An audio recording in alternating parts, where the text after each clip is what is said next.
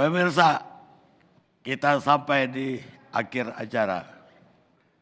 Sekarang giliran dua orang pakar, satu pakar hukum, yang satu pakar komunikasi publik. Saya persilakan Arifin Mukhtar, Zainal Arifin.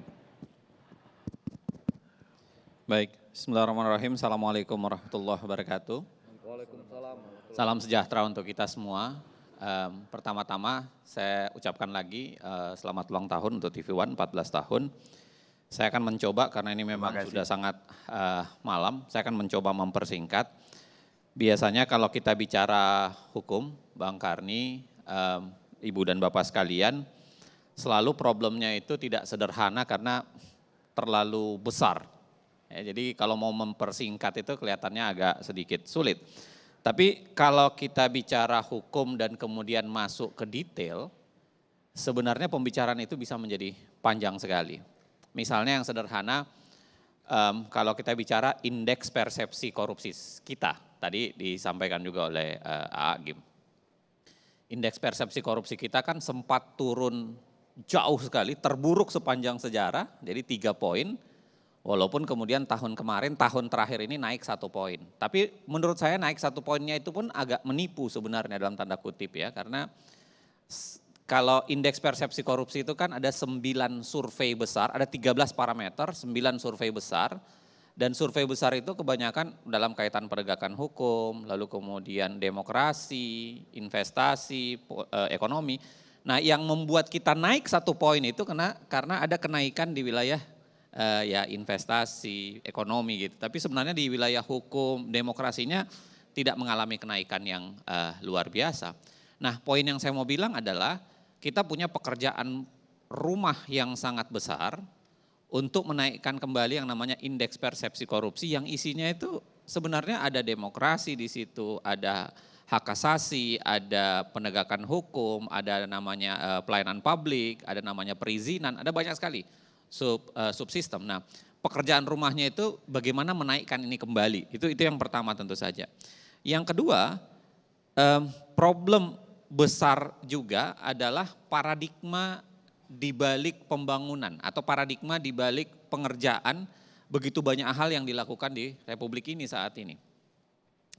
Misalnya kita harusnya sekarang udah mulai berpikir ulang soal bagaimana negara berhadapan dengan sumber daya atau perusahaan ekstraksi atau berhadapan dengan yang biasanya di belakangnya oligarki besar.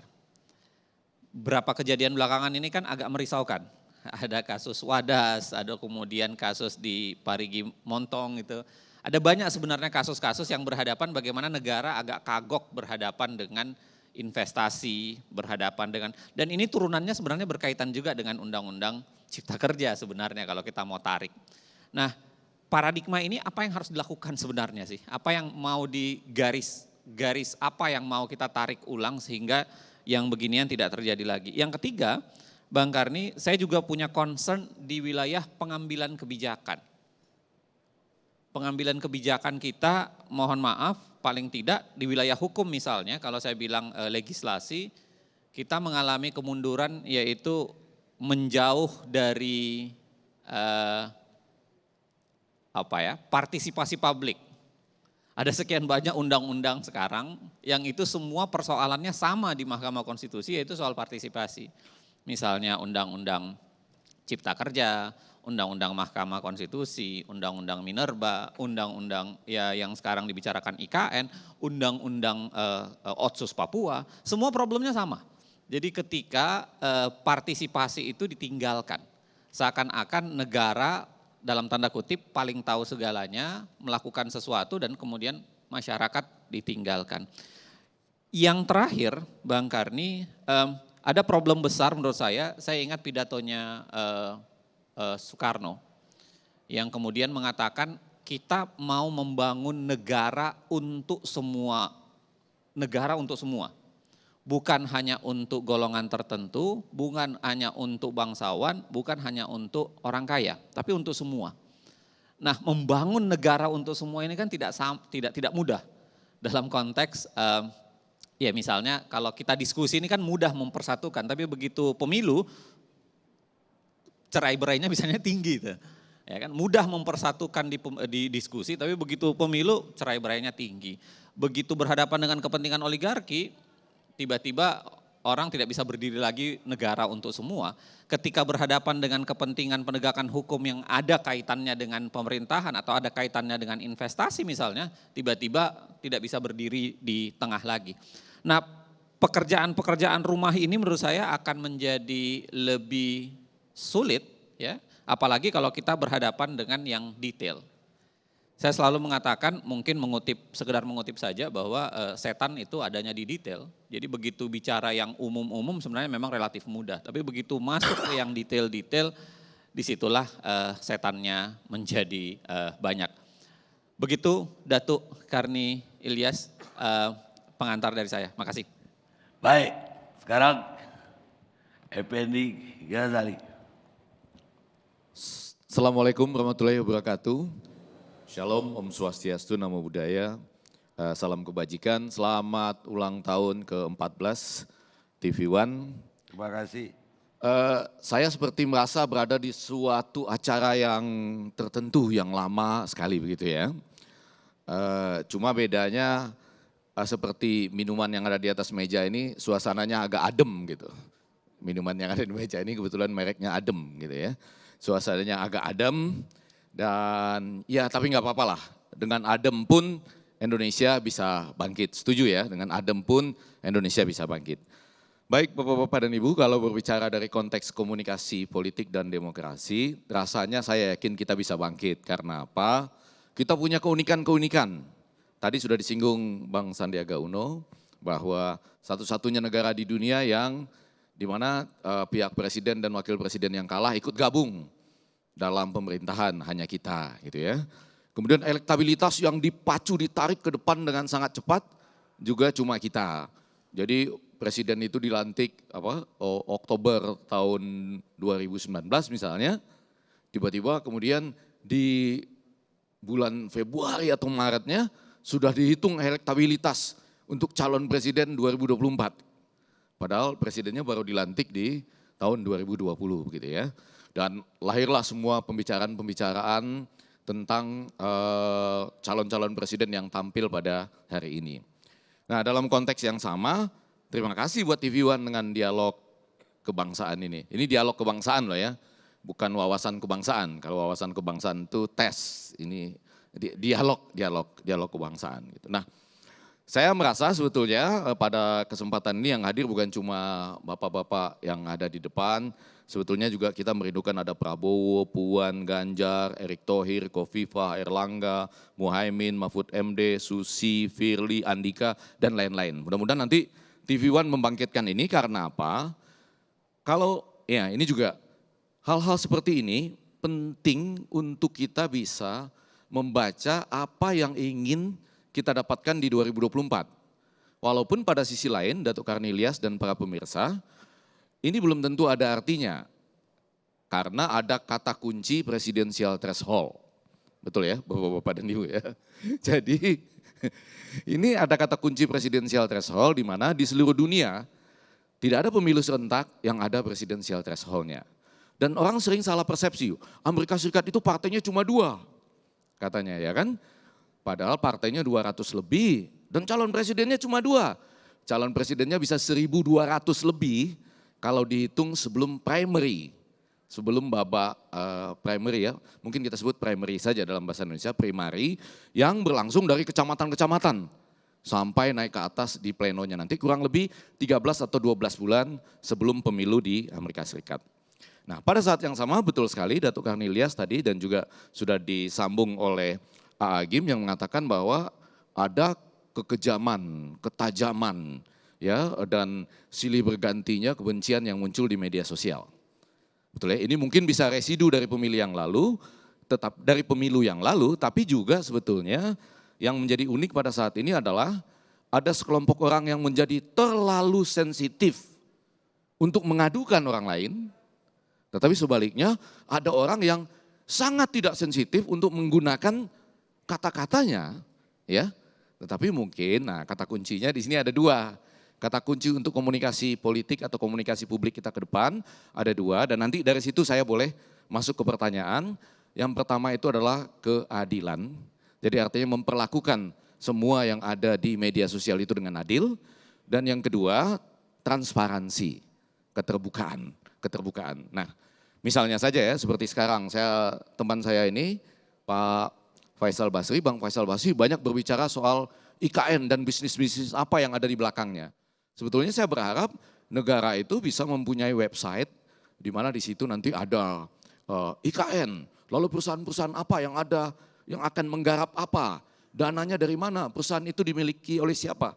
Itu kan bisa gampang ke Dirjen AHU kalau diklik langsung.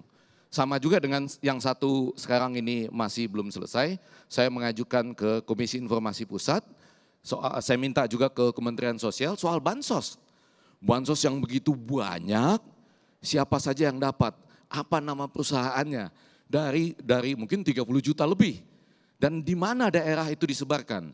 Sehingga teman-teman ICW dan konsorsium masyarakat miskin kota itu bisa tahu kalau dapat yang jelek kepada siapa mereka mengadu atau siapa yang dapat. Jadi sekali lagi ketidakadilan dan transparansi. Nah, Datuk Karnilias, boleh saya bertanya kepada siapa saja yang mau menjawab supaya ada ketajaman pada malam ini ya. Boleh. Yaitu menurut Anda transparansi apa saja yang belum dilakukan oleh pemerintah ini? Pemerintah ini sudah melakukan banyak sekali hal-hal yang baik dan maju. Juga sudah membuat transparansi yang baik. Tapi apa yang kurang transparan dalam pemerintahan ini? Saya nggak tahu ya kalau menteri boleh jawab apa enggak yang seperti ini gitu ya.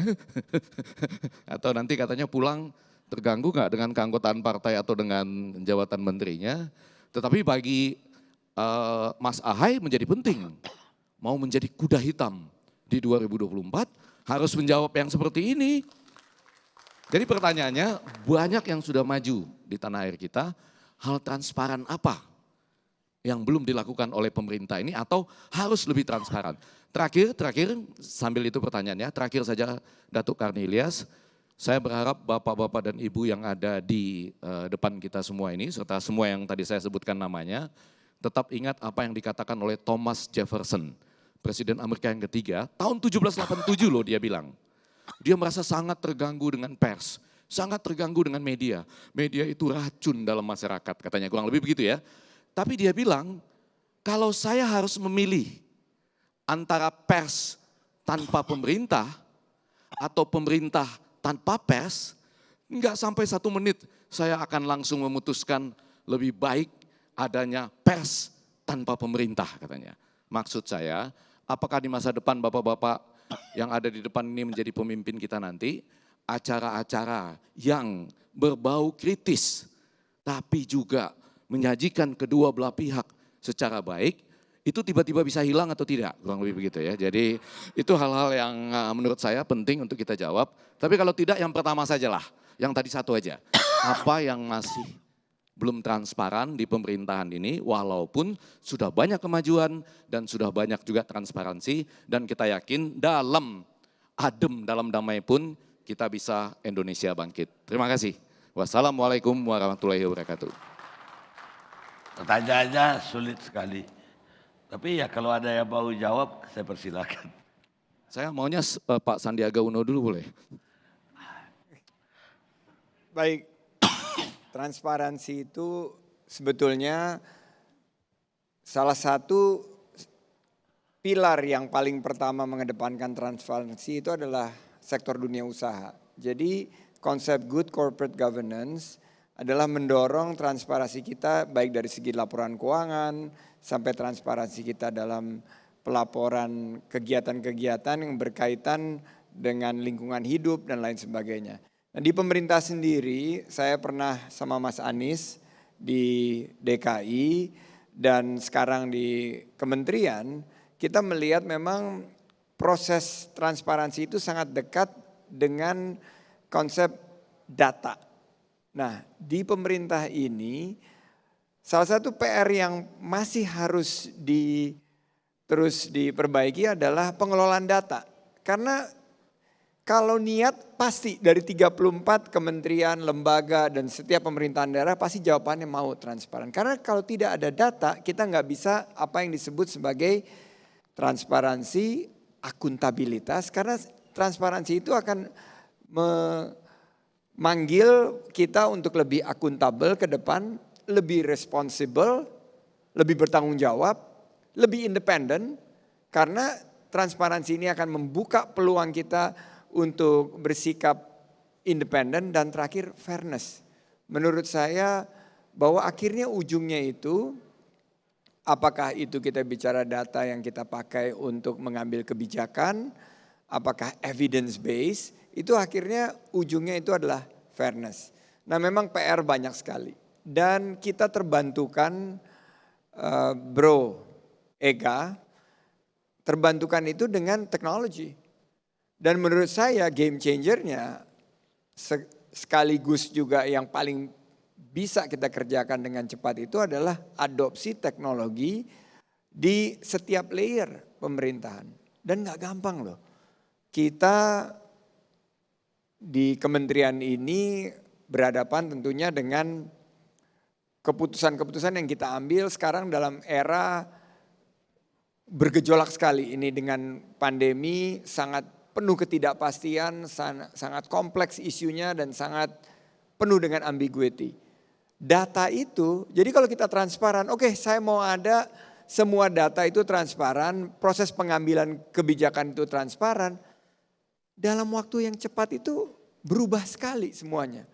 Nah yang menarik menurut saya adalah bagaimana kita memisahkan pengambilan kebijakan kita dari kepentingan yang ada. Nah, karena saya memang kebetulan ditugaskan di pariwisata dan ekonomi kreatif, kepentingan dan kebijakan kita itu adalah bagaimana membangkitkan sektor yang menghidupi 35 juta masyarakat Indonesia ini. Dan tanpa adanya data, tanpa adanya transparansi mustahil. Jadi jawabannya yes, kita harus dorong di setiap layer.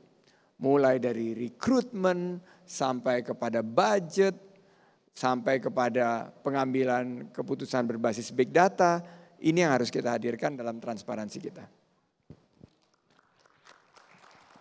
Apa ada yang mau jawab lagi?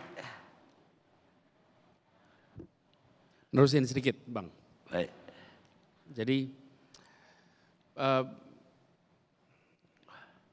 bagi kita-kita ini sudah bekerja, sudah menjalani amanah. Tinggal dilihat aja rekornya. Rekornya gimana? Jadi kalau tadi Bang Effendi Ghazali menanyakan bagaimana nanti prediktor perilaku di masa depan adalah perilakunya di masa lalu. Oke? Karena itu perilaku masa lalu itu membentuk pola. Dari pola itu bisa diprediksi besok bagaimana. Karena itu kalau mau lihat kira-kira besok apa yang dikerjakan, lihat aja apa yang dikerjakan selama ini. Bila selama ini zigzag, besok zigzag. Bila selama ini janji ditepati, besok janji ditepati. Bila selama ini jalan lempeng, besok jalan lempeng. Karena itu kalau lihat wawancara-wawancara pekerjaan, pasti ditanyanya bukan besok mau apa. Tapi pertanyaannya, apa yang sudah Anda capai kemarin, karena itulah prediktor apa yang Anda capai besok. Jadi ketika kita berbicara tentang transparansi, kami coba lakukan di Jakarta. Dari awal pandemi ini Bang, semuanya disampaikan apa adanya. Jujur kalau bahasanya Agim, meninggal 100 disampaikan 100, meninggal 20 sampaikan 20. Pada saat awalnya dianggap melebih-lebihkan. Ini kita udah jalan 2 tahun nih, ketika udah jalan 2 tahun baru kita nengok, memang fakta itu. Pada harinya kita dikritik luar biasa, dianggap melebih-lebihkan, kita tunjukkan. Selisihnya aja kita tunjukkan. Antara yang sudah dilaporkan menurut prosedur Kementerian Kesehatan dengan pelayanan kematian yang kita lakukan. Apa adanya, tidak ditambah, tidak dikurangi. Dan hikmahnya besar. Transparansi adalah bahan bakarnya kolaborasi. Tidak akan ada mitra kolaborasi kalau kita tidak transparan. Karena transparansi itu menghasilkan trust. menghasilkan kepercayaan. Dari kepercayaan itu ada partnership. Jangan harap mau bermitra kalau tidak transparan. Kolaborasi muncul begitu banyak, kenapa? Karena yang diajak berkolaborasi menunjukkan fakta apa adanya. Ini kita kerjakan. Dan ini kita mendapatkan hikmahnya. Sesudah jalan 2 tahun kita mau membantu anak-anak yang yatim. Coba dulu kita tidak mengakui kematian orang tuanya sebagai kematian disebabkan COVID. Hari ini kita tidak bisa memberikan kepada mereka bantuan. Tapi karena apa adanya. Jadi transparansi ini yang juga saya sampaikan tadi. Kemudian kebebasan. Di Jakarta tadi Bang Karni sendiri sebut. Di Jakarta ini penuh dengan kritik. Penuh dengan komentar macam-macam. Kritik dan debat itu adalah public education. Kita ini berada di wilayah publik. Kalau berada di wilayah publik maka apa yang dikerjakan harus disampaikan. Dan tadi Bang Faisal Basri disebutkan juga, dalam berbagai kebijakan, siapa dapat apa, berapa besar, di mana, kapan. Itu dijelaskan. Dan ketika itu menjadi kritik, menjadi komentar, bagi pendengar itu adalah publik, ini adalah public education. Karena itu jangan pernah matikan kritik. Karena kalau matikan kritik, maka ruang public education hilang. Demokrasi harus memberikan ruang untuk publik bisa menilai, untuk publik bisa memahami. Dan nanti mereka akan menangkap pula mana sesungguhnya kebijakan, mana langkah yang sesuai dengan aspirasi, yang sesuai dengan konstitusi. Jadi ruang keterbukaan itu harus dijaga, harus dibuka. Dan kami coba lakukan itu di Jakarta. Jadi kalau kita melihat ke depan, lihatlah hari ini. Karena itulah dasarnya. Dan saya sampaikan tadi oleh Bang Zainal Mukhtar itu penting sekali. Soal rule of law. Kita ikut aja pada aturan. Karena kalau kita ikut pada aturan, perlindungan terbesar kami-kami ini yang di pemerintahan adalah ketaatan kepada tata kelola. Dan kami coba ikuti tata kelola karena itulah best defense kita. Itu aja Bang Hani, tambahan untuk komentar terakhir tadi. Makasih. Mau tambah atau cukup? Ya, izin menjawab sedikit. Pak Effendi Ghazali, saya pernah jadi wali kota, sekarang gubernur. The cost of tidak transparan, hasil kajian Kementerian Pan RB, se-Republik Indonesia untuk pemerintah daerah, setahun itu sekitar 300 triliun keborosannya. Dalam sistem transparansi itu kita punya alat ukur yang namanya SAKIP, Sistem Akuntabilitas Kinerja Instansi Pemerintahan. Diukurnya itu pakai abjad, A, B, C, kira-kira gitu ya. Kalau C itu buruk, saya minta teh, ternyata tim saya membelikannya kopi. Jadi dibelanjakan, ya, tapi tidak sesuai. Kalau nilainya B, saya minta teh dikasih teh, tapi tehnya KW lah kira-kira. Nah kalau A, saya minta teh, dikasih teh, tehnya berkualitas sesuai. Nah di Indonesia itu rata-rata mayoritas akuntabilitas kinerja pemerintahannya rata-rata C. Ya. Artinya masalah di Indonesia itu bukan selalu tidak punya uang dan anggaran, tapi salah membelanjakan anggaran. Jadi ini terjadi dalam perjalanan saya mengamati proses-proses ini. Maka waktu saya jadi gubernur, saya paksa bagaimana daerah-daerah di Jawa Barat ini, kota kabupaten, dia SAKIP akuntabilitas transparansinya itu harus A, kira-kira begitu. Dengan nilai A tadilah kita bisa tahu bahwa yang dibelanjakan sesuai dengan aspirasi masyarakat. Nah itu satu. Tapi saya juga ingin melihat satu permasalahan psikologis di bangsa ini. Menurut saya hari ini kita ini kurang dialog, ya, kurang ngobrol. Di mana ada situasi kurang dialog pasti ada mispersepsi dan itu sumber masalahnya kita. Saya sudah 2 tahun bikin program namanya English for Ulama, ya, melatih ulama-ulama di Jawa Barat berbahasa Inggris. Gara-gara saya dikritik di luar negeri, Mr. Ridwan.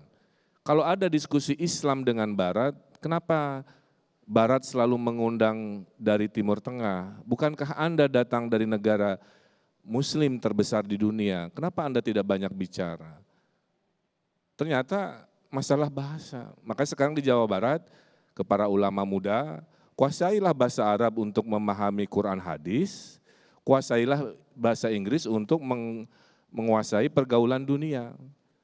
5 terbaik saya kirim Pak, di wawancara dialog, nah, dialog kan, dengan wali kota di Inggris, DPR Parlemen Inggris, kepala kepolisian pengen tahu Islam di Jawa Barat seperti apa. Bertanyalah si ulama ke saya sebelum pergi, Pak pesan apa yang harus saya sampaikan? Saya bilang Islam Indonesia, Islam Jawa Barat adalah Islam wasatiyah, itu aja pesannya. Sebulan Pak di Inggris pulang-pulang, terjadi perubahan persepsi oleh selama ini karena kurang dialog itu.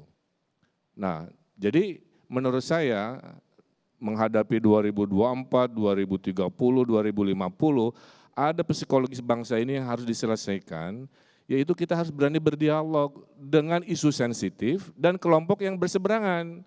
Hari ini tuh yang terjadi seolah-olah dialog padahal monolog. Ya, yang A dengan narasumbernya yang A, berputar-putar aja dengan narasi-narasinya A.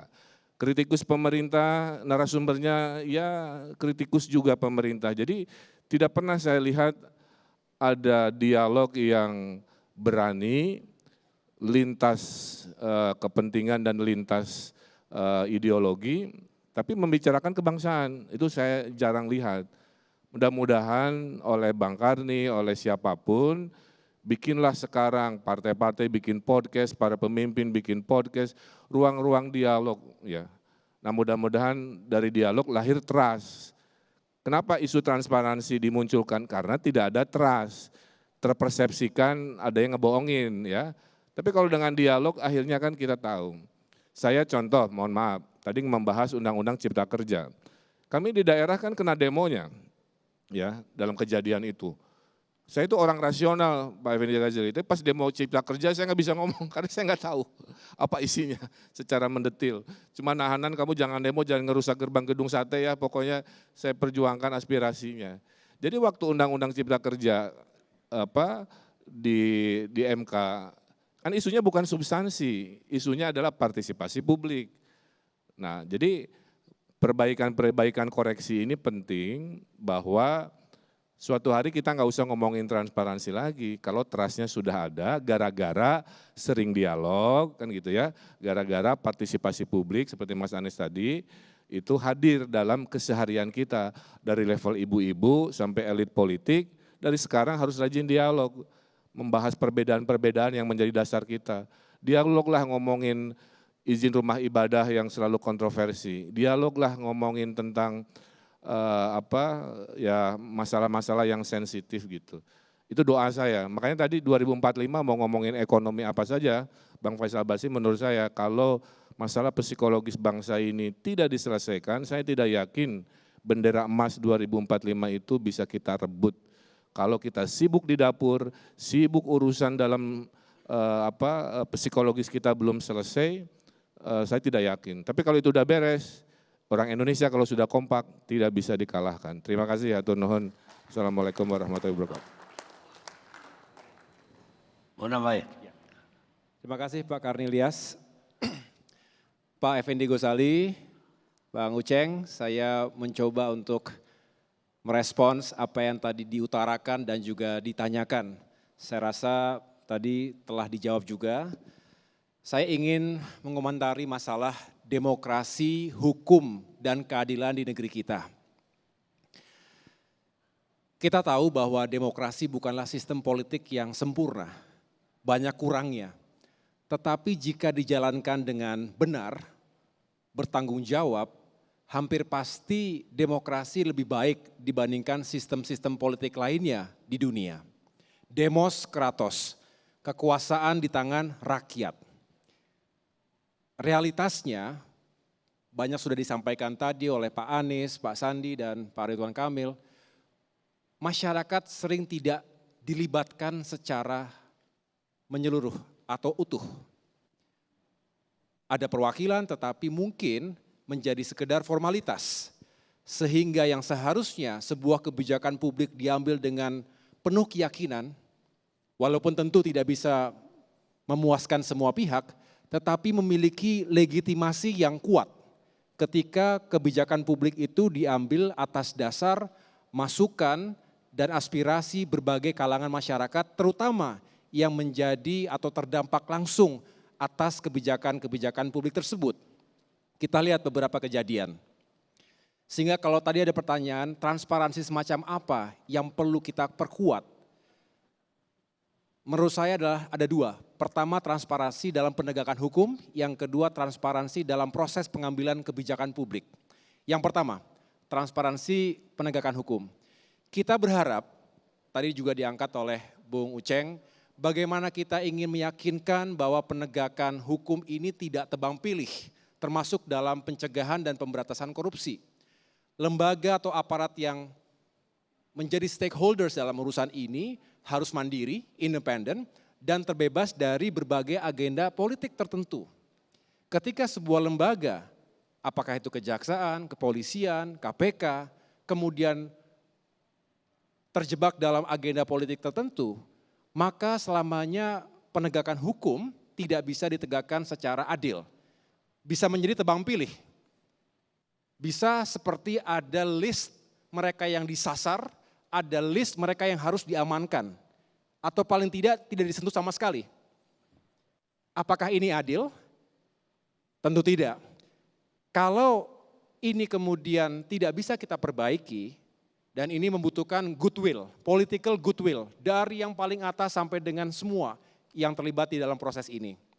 Ini yang juga harus menjadi kekuatan atau upaya untuk Indonesia bisa semakin bersih dari praktik-praktik yang membuat kita tahun 97-98 mengoreksi bangsa ini dari dalam sendiri. Karena ada praktik-praktik selama puluhan tahun yang terbiarkan dan menjadi sebuah masalah besar, akhirnya ketika koreksi tidak didengarkan, rakyat akan turun dan juga akan mengoreksi bangsanya sendiri. Tentu tidak kita harapkan terjadi instabilitas politik, sosial, dan keamanan di negeri kita. Tapi ya, tolong dengarkan apa yang diinginkan oleh rakyat. Kemudian juga selain kita memperkuat lembaga-lembaga tadi, kita juga tidak berharap lembaga-lembaga tersebut menjadi super body. Kalau menjadi lembaga yang super, seolah-olah tidak ada lagi kekuatan checks and balance yang mengauditnya, yang mengoreksinya, maka kita kembali kepada adigium bahwa absolute power tends to corrupt absolutely. Bahwa kekuasaan tanpa batas akan juga koruptif, dan ini kontraproduktif dari upaya tadi. Kemudian yang saya juga ingin soroti, yang kedua adalah bagaimana kita membangun transparansi Pak Karni dalam proses pengambilan keputusan publik. Kita tahu beberapa saat terakhir ini cukup banyak yang kontroversial karena seolah-olah dalam ruang gelap. Tadi Kang Ridwan Kamil juga menyampaikan, misalnya dalam rancangan Undang-Undang Ciptaker, kita sama sekali tidak mempermasalahkan tujuan besarnya. Baik membuka lapangan pekerjaan, menciptakan investasi, semuanya bagus, semua pemimpin pasti ingin itu. Tetapi ketika ada proses yang aneh, tidak lazim, tiba-tiba tanpa ada pertimbangan-pertimbangan yang matang, dipercepat, diburu-buru, pokoknya ketok palu tanggal 5 Oktober 2020, itulah mengapa fraksi Partai Demokrat di DPR, ini ada orangnya di sini, Bung Beneka Harman datang juga, saya minta untuk walk out. Untuk walk out dari proses yang kita anggap cacat substansi dan cacat prosedur. Tiba-tiba diketok palu, produknya mana, dokumennya mana, nggak jelas. 1000 sekian halaman, besok menjadi 900 sekian halaman. Tidak jelas. Dan ternyata benar ketika waktu itu banyak yang turun ke jalan, lalu dianggapnya itu mengada-ngada berlebih-lebihan. Padahal serikat buruh, saudara-saudara kita, serikat pekerja ini juga menuntut keadilannya. Karena produk Omnibus Law yang kemudian dianggap berat sebelah, menjadi dianggap sangat kapitalistik atau neoliberalistik. Sedangkan aspirasi dari buruh kita ini ingin kesejahteraannya diperhatikan, masa depannya lebih sustainable dan lain sebagainya, seolah-olah tidak begitu penting. Jadi negara untuk semua tadi yang disampaikan oleh Bung Uceng tidak bisa diwujudkan dalam situasi di mana partisipasi publik tidak ditempatkan pada posisi yang mulia. Ini juga menjadi hal yang perlu kita perbaiki bersama.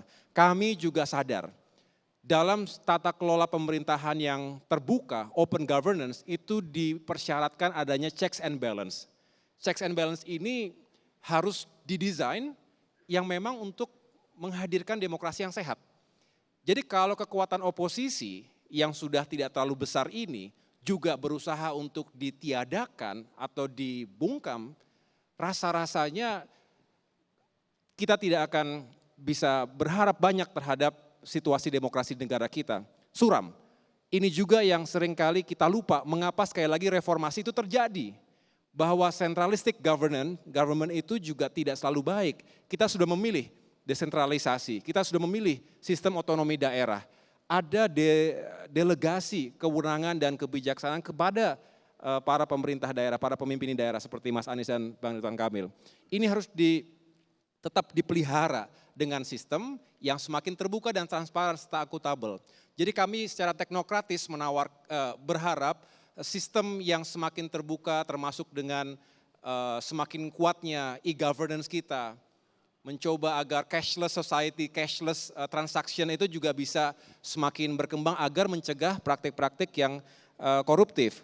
Kemudian yang saya juga ingin tambahkan adalah bahwa ada 3 tantangan utama dalam demokrasi ini. Tadi mungkin di awal saya tidak lengkap. Yang pertama adalah politik uang, money politics. Ini merusak banyak hal. Kekuatan uang menentukan banyak hal. Lalu apa kabar bagi putra-putri terbaik bangsa yang tidak punya kekuatan uang yang besar? Apakah kemudian tidak punya hak untuk dipilih dan menjadi pemimpin bagi masyarakat kita?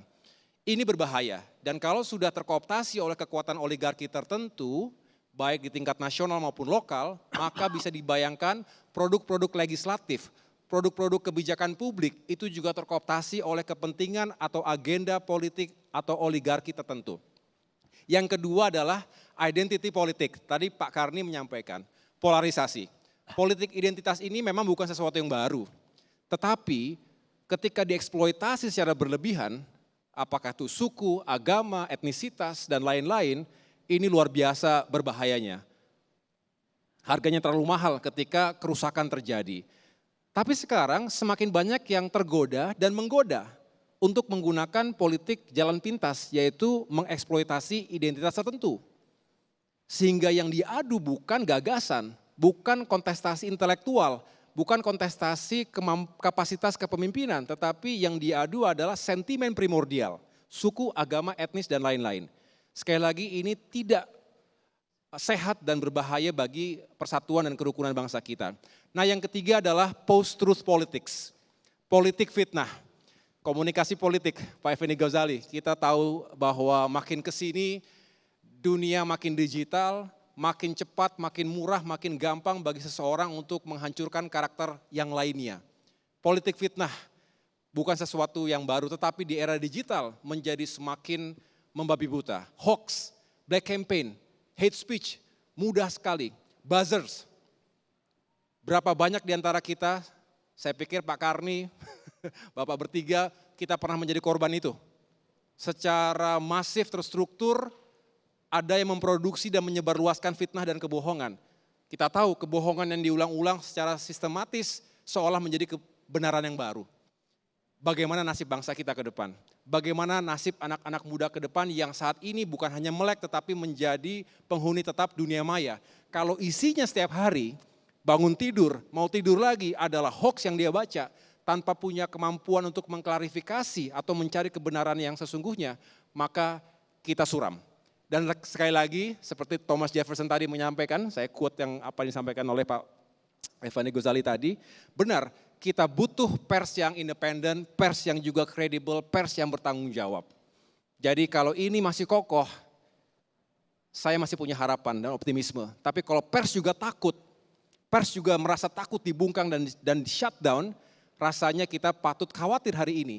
Tidak usah bicara panjang-panjang, tetapi 1-2 tahun ke depan kalau ini tidak ada intervensi perbaikan, maka bisa jadi kita tidak sampai pada upaya Indonesia yang semakin maju tadi.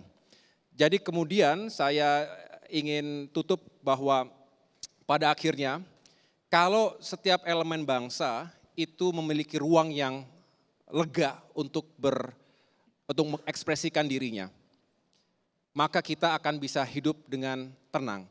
Demokrasi bagaikan oksigen.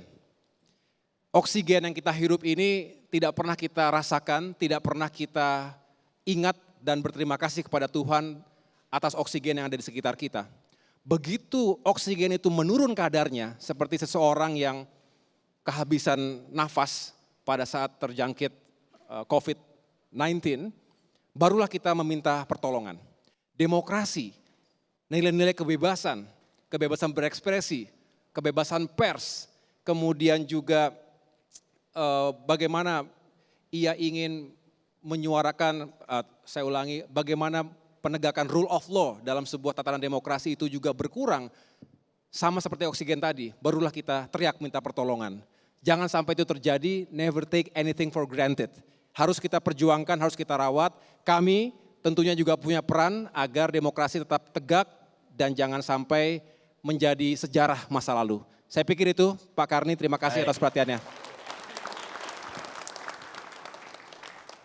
Pemirsa, hukum sudah berubah menjadi bisnis. Sistem kesehatan pun sudah berubah jadi bisnis. Sayangnya politik juga sudah berubah jadi bisnis. George Soros, pengusaha Amerika. Kita rehat sejenak, nanti akan ditutup oleh host yang lebih menarik daripada saya.